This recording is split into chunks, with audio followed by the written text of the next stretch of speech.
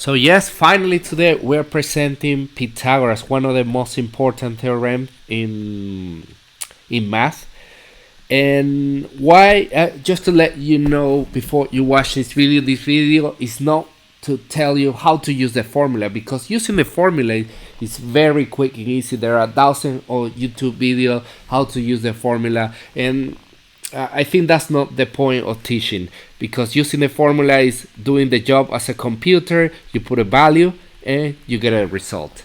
Okay, so this is probably how you were presenting in school, and also I was presenting in school about what is Pythagoras. So the teacher probably tell you something like this. He say when you have a triangle where one of the angles is 90 degrees, and I'm going to call this side A and this side B, and you have a hypotenuse. Right now we're not going to go to with formal terms. This is just a simple side of the triangle.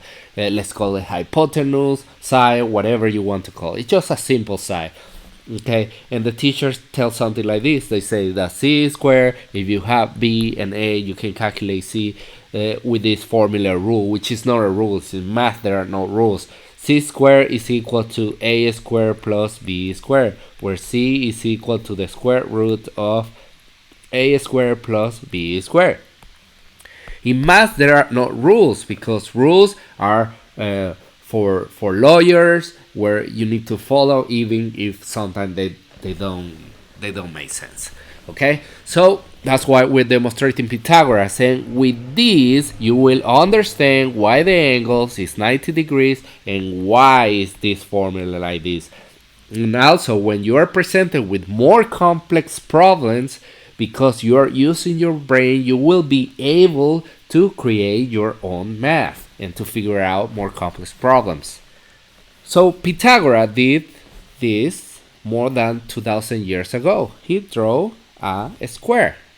What is a square? A square is basically a geometrical shape where all the sides have the same value. And he divided the side into parts that he called it A and B. This side he called it A, and this side he called it B. A, B, A, and B. Yes? Okay, assuming that this A is equal to this A, all the B's are the same, and inside, if we join this A with this A, this A with this A, and this A with this A, we get another perfectly square inside the square. I'm sorry about my drawing, I'm just doing a hand drawing, but this is supposed to be a perfectly square inside, which the side I'm going to call it C. You can call it Peter, my dog, my cat, my car, whatever you want to call it. I just put the same letters, so we're going to get the same result as Pythagoras did, or as you are presenting in the books or in the school. So we can calculate the total area with two methods. I'm going to pretend method 1 and the method 2. Yes? So what is the method 1? Well, we have the side of a square. We know the area of a square is equal to L squared. Why is L squared? Because the side is L, the base is L. We multiply L by L and we got L squared. What is the value of the side? Is A plus B.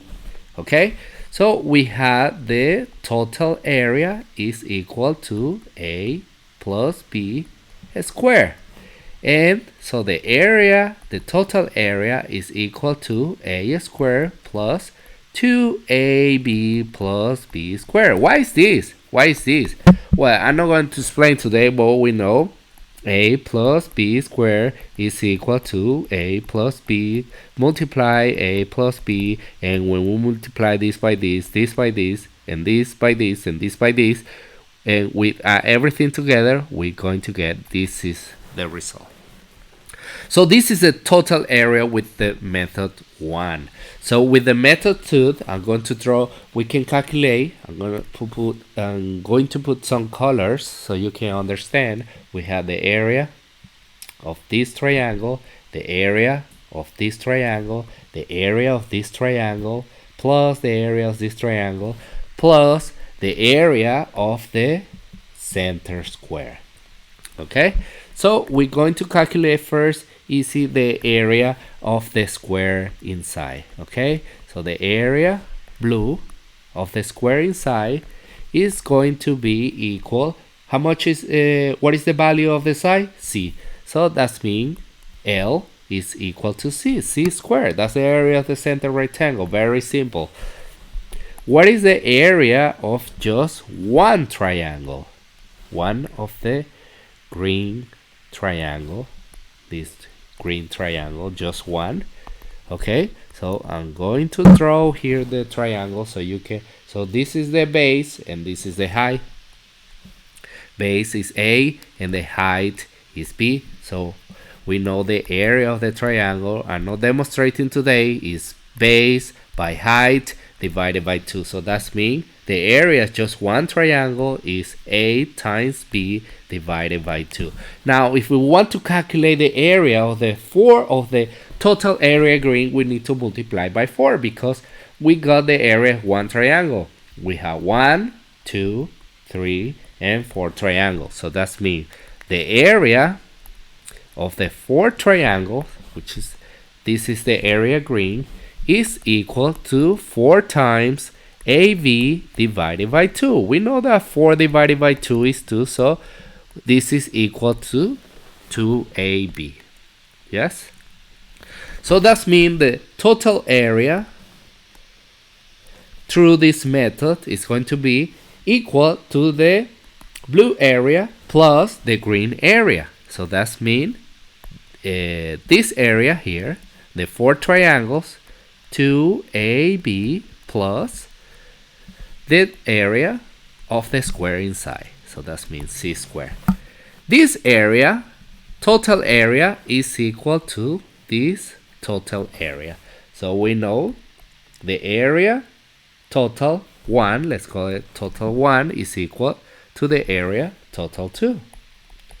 Yes? So the total area 1 is equal to A squared plus 2AB plus B squared. And this is equal to this total area 2. So that means 2AB plus C squared. Okay, we know by equation this term and this term are going to subtract each other. Why? Because, well, if we add an apple here on this side and an apple on this side, I'm not altering anything. So that's me. I can subtract 2AB on this side minus 2AB on this side. We know this term with this term is 0. 2AB minus 2AB is 0. And we're going to get that A squared plus B squared is equal to C squared, which is the same. We have demonstrated Pythagoras theorem, which is the same result as this. And that is why, this is the reason why the angle needs to be 90 degrees, because Pythagoras demonstrate this with a square, and a square has a 90 degrees angle. And this is the triangle that you see in Pythagoras theorem, where it says that C squared is equal to A squared plus B squared. I hope you like this video and you learn, and now when you use the formula of Pythagoras, you really understand why you're using this formula and why this formula only applies for a certain triangle that has to have a 90-degree angle. Thank you very much and see you next time.